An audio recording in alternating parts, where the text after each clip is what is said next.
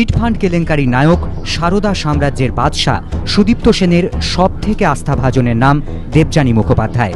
সারদা কাণ্ডের পর থেকেই দুজনে উধাও হয়ে যান। কে এই দেবযানী মুখোপাধ্যায়? ঢাকুরিয়ার বাবুবাগানের বাসিন্দা বছর ২৭-এর দেবযানী মুখোপাধ্যায়। জানা গিয়েছে বছর ৫ আগে রিসেপশনিস্ট হিসেবে সারদা গোষ্ঠীর একটি সংস্থায় কাজ শুরু করেন দেবযানী। দ্রুত নজরে পড়ে যান সংস্থার কর্ণধার সুদীপ্ত সেনের। তারপর থেকেই জেট গতিতে উত্থান। রিসেপশনিস্ট থেকে ২০১১ সালে সংস্থার এক্সিকিউটিভ ডিরেক্টর। পুলিশ জানতে পেরেছে ডিরেক্টর হওয়ার ২ সপ্তাহের মধ্যেই সংস্থার ৪,৫০০ শেয়ার দেবযানীর নামে করে দেওয়া হয়। গত সোমবার দেবযানীর ঢাকুরিয়ার বাড়িতে তল্লাশি চালায় পুলিশ।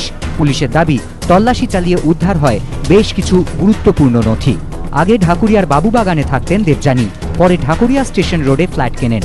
এছাড়াও কলকাতার বেশ কয়েকটি জায়গায় দেবযানীর ফ্ল্যাট রয়েছে বলে খবর। দক্ষিণ কলকাতায় শহরের সবথেকে উঁচু বহুতলেও ফ্ল্যাট কিনেছেন দেবযানী। জানা গিয়েছে এসব ফ্ল্যাটগুলি দেবযানীকে উপহার দেন সুদীপ্ত সেন। সূত্রের খবর, অল্প দিনের মধ্যেই সুদীপ্ত সেনের ছায়াসঙ্গী হয়ে ওঠেন দেবযানী। আর্থিক লেনদেন সহ অনেক গুরুত্বপূর্ণ কাজই তিনি সামলাতেন। সারদা গোষ্ঠীর মূল অফিস সল্টলেকের মিডল্যান্ড পার্কে, বেশিরভাগই মহিলা কর্মচারী। তাদের মধ্যে প্রধান ছিলেন দেবযানী, সারদা গোষ্ঠীর অলিখিত নম্বর 2।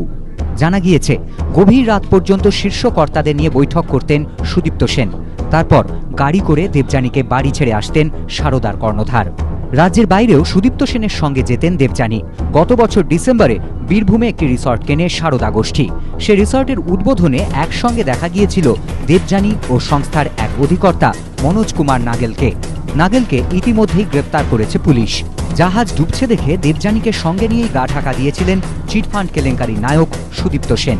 এপ্রিল মাসের শুরু থেকেই আর দেবযানীকে দেখা যাচ্ছিল না। শেষমেশ দুজনেই পুলিশের জালে। প্রকাশ সিংহ, নিমাই পান্ডা ও গোপাল চট্টোপাধ্যায়, এবিপি আনন্দ।